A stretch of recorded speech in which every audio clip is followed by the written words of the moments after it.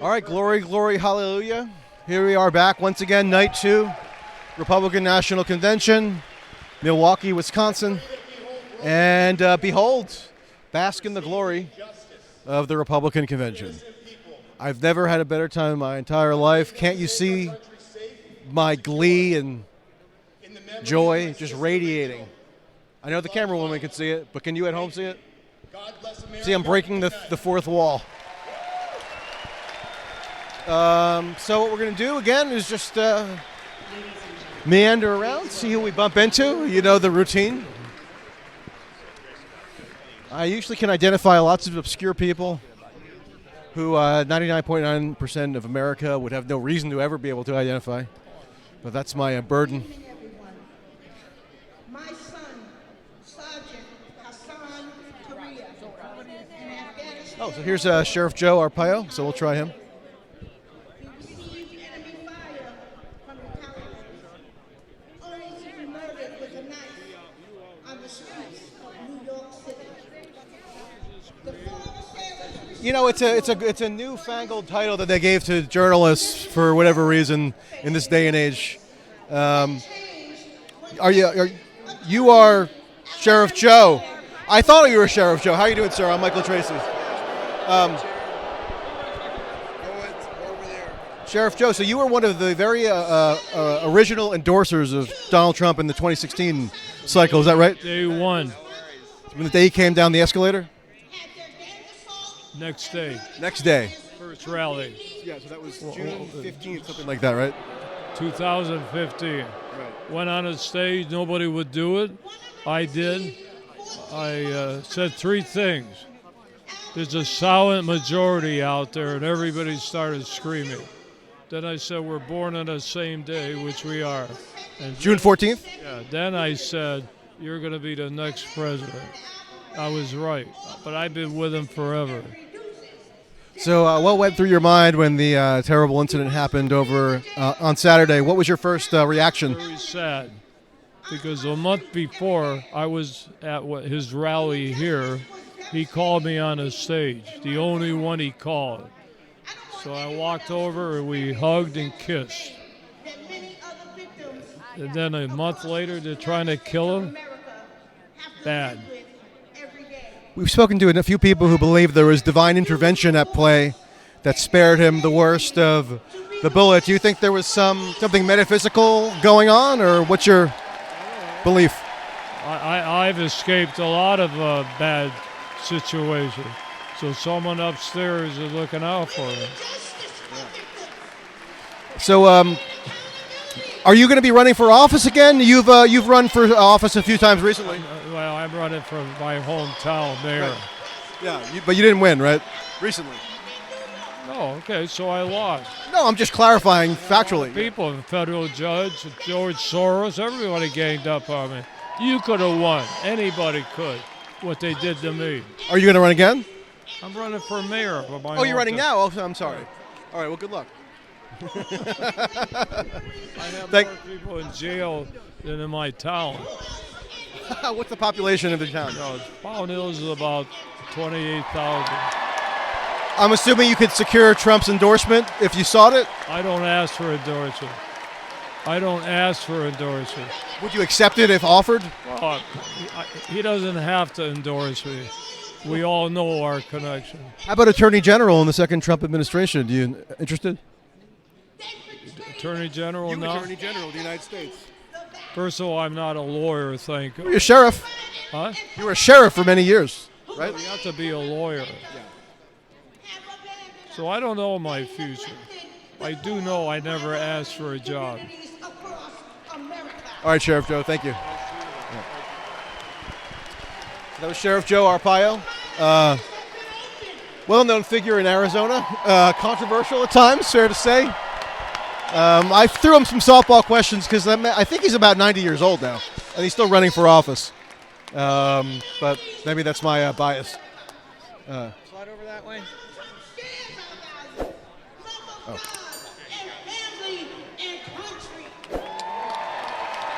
I was just made to slide over.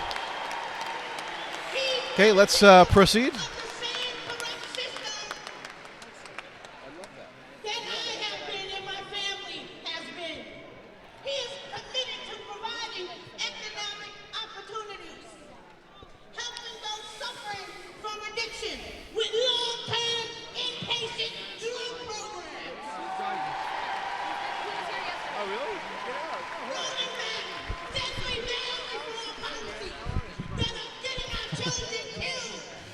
Look at the photo they have up there. That's pretty funny.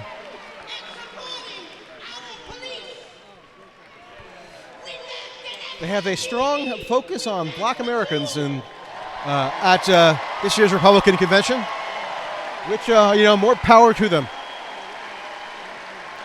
So there's a member of Congress who I don't recognize.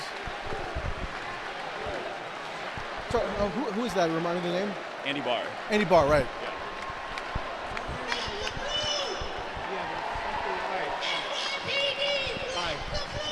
Congressman Barr, we have 1 second for a Rumble stream. Okay, sure. Yes.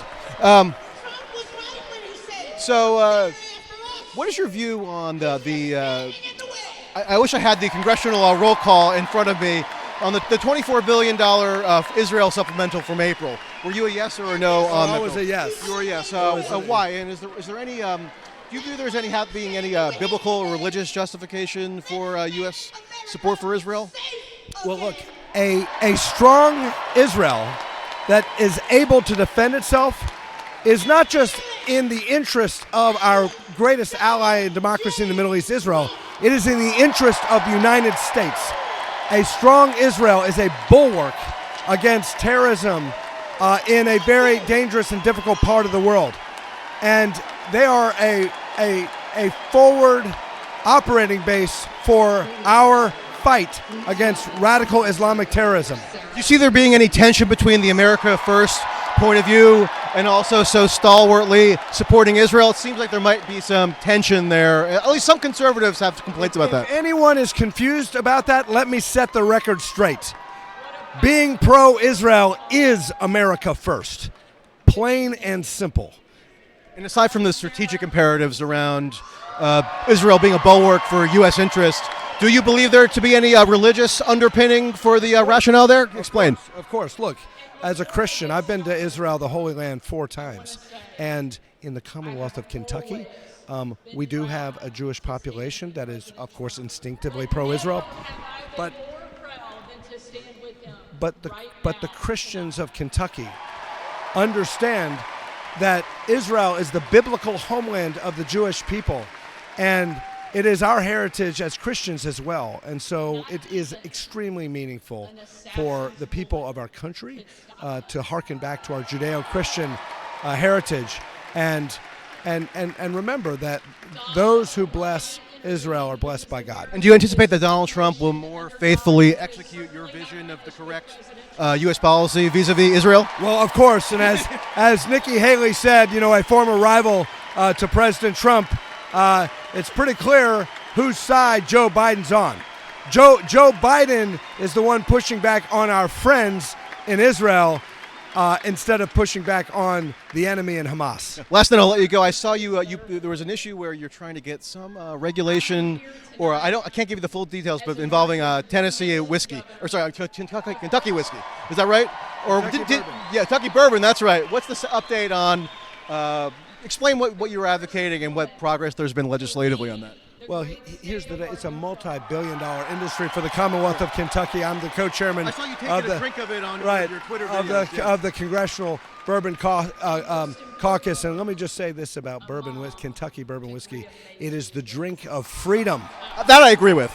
There's bipartisan agreement there. All right. Thank you very much. God bless Israel. God bless the United States. All right. Thanks, Congressman. Okay. There you go. There's Congressman Andy Barr, Kentucky. See, there's a couple. Sometimes there's like so many generic-looking Republicans that I don't instantly recall their names, but I have to have somebody jog my memory. But I would have recalled. Eventually, that's Andy Barr. Similarly with. So there's Sarah Huckabee Sanders. Sarah Huckabee Sanders, definitely Ozempic pilled, which again I don't judge. I probably should take it myself. I don't know. Somebody's tapping me on the shoulder to do what? I don't know. Gathered in the Rose Garden, getting ready to meet him. And we were walking out onto that beautiful, perfect colonnade. And I saw out of the corner. Yeah, so got to keep the wisecracks going. Got to keep the self-deprecating narration going. President of the United States. Congressman Mast, how are you? Good. How about you? You have 2 minutes for Rumble? Yeah, sure. Thank you. So right in front of everyone. you caused a stir after October 7th. You came to the Capitol wearing your Israeli fatigues. There was maybe a segment of people on the right, not a majority, but a segment who thought maybe that was inappropriate, or maybe it showed that you were placing maybe loyalty to one country over another. Did you hear that criticism? What did you make of it? Do you think any of it had any legitimacy? I don't think I've ever done anything where I haven't heard a criticism in life. But I have 2 uniforms that I've worn. I've worn the uniform of the United States military, obviously injured in Afghanistan, and the uniform of the IDF. And, I say both of those things proudly. That's it. Do you think there's any conflict or tension between those? Absolutely. Look, I gave my legs for this country. I love this country. I'd give my left and right arm for this country. There's nothing I love more than the United States of America. And that's it. Do you think Israel recently has codified into law the fact that it is a Jewish state, meaning it's the Jewish state homeland for all Jews? Now, of course, that had customarily been the purpose of Israel, but it was only in the past couple of years that they formally codified that through the Knesset. Not for me, not for What do you make of that? I mean, do you think that there's anything like the United States could never say that we're the homeland for any particular ethnic group, right? Israel is the place to make sure that never again happens, all right? That happens, that never again is the truth of the land, right? And I think it was John Kerry that tried during the Iran nuclear deal to say, well, Israel can be a democratic state or a Jewish state, but they can't get both. Anybody that have that John Kerry attitude, F them. So what do you think would be the main difference in a second Trump administration regarding Israel versus how the Biden administration has conducted policy? Would there be fewer constraints on Israel, for example, getting all the weaponry it needs to continue, bombarding Gaza, or what Donald would be? Trump doesn't do things that don't make sense, right? Joe Biden does.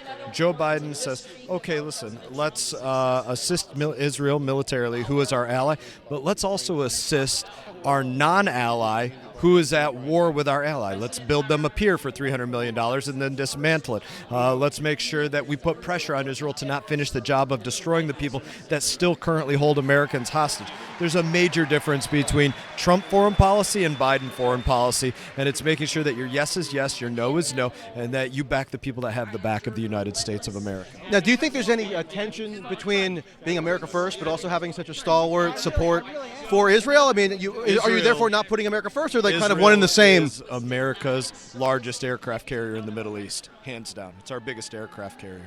Did you vote? I know you voted for the $26 billion in the National Security Supplemental for Israel in April. Did you vote for the Ukraine portion? No. You did not. And what was your thinking there? I think voting for one but not the other. One easy thing to point at is, let's look at the makeup of the GDP of Europe versus the Middle East, right? In Europe, you have the EU largely 20 plus trillion in GDP, America 25 trillion, and Ukraine maybe $500 billion, Russia maybe $2 trillion. You have all of that GDP in Europe that should have the back of the Ukraine to a greater extent than the United States of America. In the Middle East, you have Israel with every other part of the GDP of the Middle East standing against them instead of standing behind them. If you ask me, instead of Democrats pushing for a two-state solution, you should be looking for a 24-state solution where the 24 Arab states take in the individuals from Gaza instead of asking Israel to give up land. So it wasn't that you objected on principle to the U.S. funding or arming Ukraine. You were objecting to the proportionality vis-a-vis Europe. That's certainly one part of it. The other part of it is absolutely no plan for victory there whatsoever. Absolutely no plan for what America gets out of it to say, hey, Putin will be out of power, or there'll be Russian nuclear demilitarization because they've elevated their nuclear threat posture, or there'll be demilitarized zones along NATO and Russia borders, or, take your pick of things. There's absolutely no objective. We are supporting Ukraine to survive and not to win, and that can't be the way that our So your critique mainly of the Biden administration has not been it's provided too much support to Ukraine, but similar to Israel, it's imposed some limitations on its ability to wage the war as it sees fit. There's no plan of attack whatsoever when it comes to Ukraine, and there hasn't been for 900 days. where is Ukraine currently permitted to strike within territorial Russia? They never give us the parameters of that policy. The first they said it was That's Kharkiv. another major problem that you're bringing up, right? If you want to fight, you fight to win. And one of the ways that you fight to win is you move the battle off of your neighborhood and into their neighborhood. And the fact that we're arming them but saying those weapons that we arm you with, you can't use them offensively into Russia proper, that's another major problem of not supporting somebody that we're supposedly supporting to win. You could make that comparison. So Trump has been ridiculously attacked of being a pawn of Putin and all this sort of nonsense. But as he often points out himself, the Trump administration was very aggressive on Russia, sanctions, abrogating certain treaties and things. Do you anticipate that in a second Trump administration there will be more of that resolved to support Ukraine or to take aggressive steps against Russia? What do you think? There's distinct benefit of President Trump knowing Vladimir Putin, just like there's distinct disadvantage of Vladimir Putin knowing Joe Biden. What he knows about Donald Trump is that, again, his yes is yes, his no is no. If he says he'll do it, he will do it, and Vladimir Putin will back up. What he knows about Joe Biden is that he's affable. There are no absolutes, and he can run right over them. But what would Trump actually do? I mean, he says he'll solve the war in 24 hours, but would that require giving territorial concessions to Russia? All he has to do is tell Vladimir Putin what will be the consequences of whatever he decides will be the nuclear. Whatever Donald Trump decides will be the red lines, these will be the consequences for that. But don't voters deserve to know a little more detail? Putin will know that he is serious about them. Right, but don't voters, journalists, whomever, deserve to know a little bit more detail as to what those red lines would be, or should it just be kept a secret until he's in power? No, I don't think you deserve to know what those red lines would be. All right, I'll take that. I'll accept that. Thanks Yeah. for everything. Great. We gotta go. I gotta get the next group. I'm sorry. I thought we had till 10 o'clock. You have 20 minutes. I'm sorry, sir. Yeah. I just got my text. I gotta go. Okay. Sorry. We can walk back this way. If you spot another person, I'll fudge it another 5. Okay, thank you. Okay, so that was Congressman Brian Mast, Florida. I'm pretty sure I hope that was Brian Mast, or else I flubbed his name. We are not called to stand still in the face of great danger. That's another congressman whose name escapes me, but we're going to keep going. We're going to make our way through here. What the future holds. Let's see if we spot anybody else. Sure, who holds the future in his hands.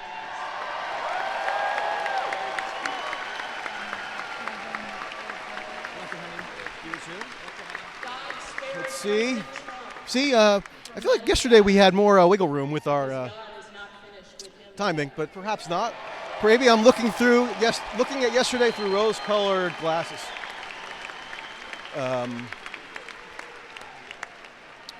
going to make our way slowly, see if we spot anybody else. God, who the hell was the... I should have studied the congressional directory to make sure that... And President Trump back in the White House, we will show the world that America is the place where freedom reigns and liberty will never die.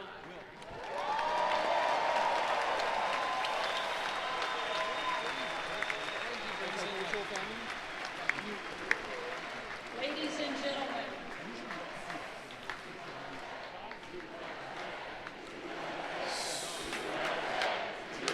Let's get some USA. Good old USA from the floor of the Republican Convention 2024 in Milwaukee. If you're watching at home, why not stand up and bellow a few USAs? Maybe it'll give you some emotional release, maybe some pent-up frustrations that you're letting out. I'll join you. just excited about a great few days. But let us leave here energized and committed to making sure that we protect our freedom and we have the ability to pass it on to the next generation, because America is the greatest country that the world has ever known. Okay, And our so kids and our here we are grandkids being deserve to enjoy it the thrown way out. each of us did. And we will with But President hey, Trump I did what I could. Thank you so much. I did more than you deserve, viewer. Open symbol in the amazing United States of America. Thank you very much.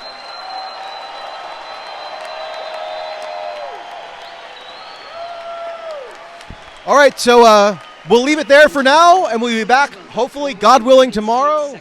And yada, yada, yada. God bless America.